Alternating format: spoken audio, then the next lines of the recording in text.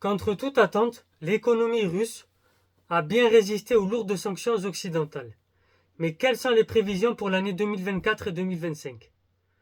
Si la réponse t'intéresse, je t'invite donc à rester et à regarder cette vidéo, très cher citoyen éclairé.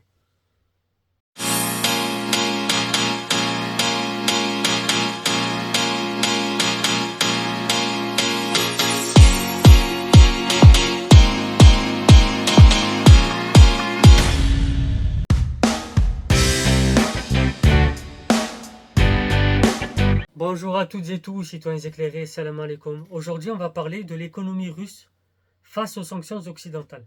Comment elles sont organisées et quels ont été les résultats. Et enfin, si on a le temps, les prévisions pour les années suivantes. L'économie russe plie, mais ne rend pas. Le pays a résisté l'an dernier au choc des sanctions occidentales, mais au prix fort. Et donc, les années 2023 et 2024 s'annoncent plus difficiles. Rapidement. Contre toute attente, l'économie russe, comme je vous l'ai dit en introduction, a bien mieux résisté aux lourdes sanctions occidentales que les prévisions des Occidentaux. Certes, la Banque centrale de Russie a perdu 300 milliards de dollars de réserves de change en or, mais elle a su empêcher un effondrement du système financier.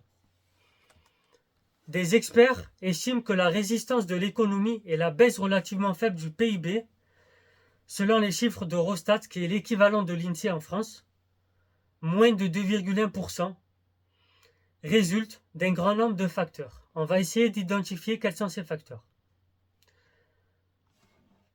D'abord, l'augmentation du taux directeur de la Banque centrale à 20%. Ensuite, l'imposition d'un plafond sur l'achat et la conversion de devises et sur la vente d'actifs russes aux non-résidents. Toutes ces mesures étaient à la limite de la légalité, mais elles ont porté leurs fruits. Enfin, la mise en place des importations parallèles. Petit rappel historique. Début mars 2023, selon l'agence américaine Bloomberg, les importations russes étaient pratiquement revenues à leur niveau de 2020. Comment a fait la Russie? Bien sûr, les premières sanctions ont été lourdes et elles ont pénalisé avant tout les importations et les activités des entreprises étrangères, tandis que dans le même temps, les exportations étaient relativement peu affectées. Par conséquent, pendant presque toute l'année 2022, l'argent a continué à affluer dans les caisses de l'État. Ce qui venait s'ajouter à la baisse des importations d'environ 40%. Ceci a permis d'assurer un solde fortement excédentaire de la balance commerciale et de la balance des paiements. Le résultat a eu un effet de soutenir le cours du rouble et les liquidités bancaires, tout en empêchant l'inflation de s'envoler. La moyenne annuelle était de 11,94% en Russie.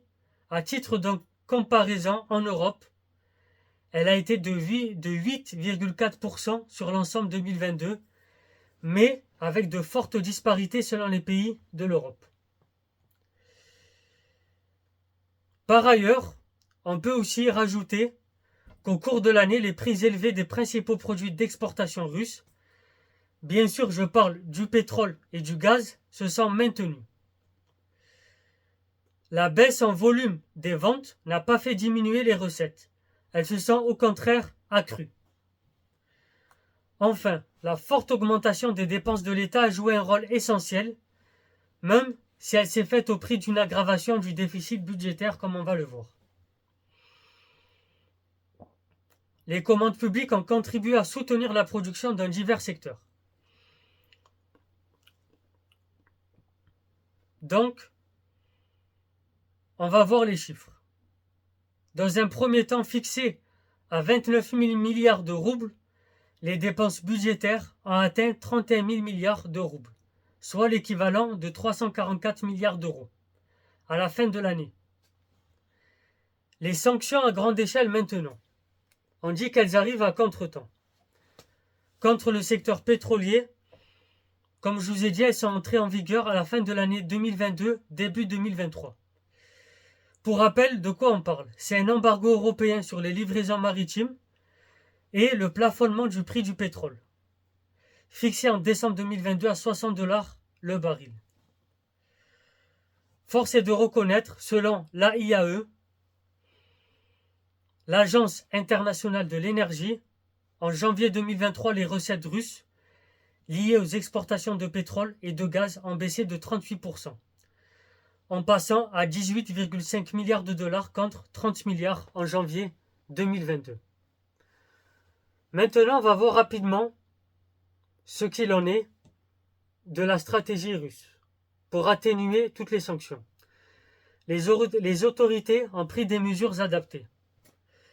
Moscou a non seulement trouvé de nouveaux acheteurs en Asie, mais aussi elle a formé une flotte de l'ombre. Qu'est-ce que c'est la flotte de l'ombre? Constituée de centaines de pétroliers, cette flotte transporte l'or noir en contournant les sanctions. Ça a pour conséquence, début mars, au niveau du prix du pétrole russe, de se rapprocher du plafond fixé et même, d'après certains chiffres, de l'avoir dépassé. Cela étant, ça a un prix.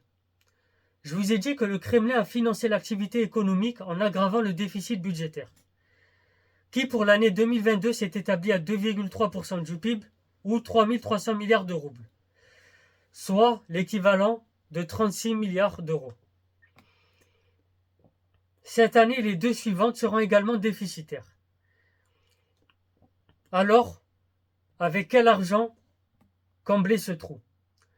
Comme l'a observé sur sa chaîne Telegram Natalia Zuburachev, qui est professeure à l'Université d'État de Moscou, professeure d'économie,